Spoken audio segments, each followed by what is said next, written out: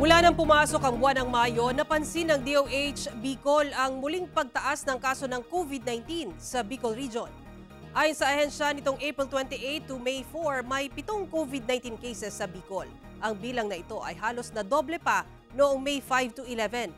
Hanggang nitong May 12 to 18, muling nakapagtala ang DOH Bicol ng 28 bagong kaso o 133% increase kung ikukumpara sa nakaraang linggo.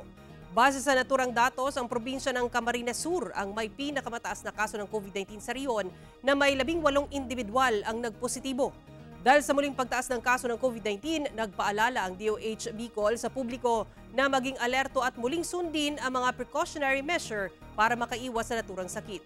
Inirekomenda rin ng ahensya ang muling pagsusuot ng face mask, lalo na sa mga matataong lugar.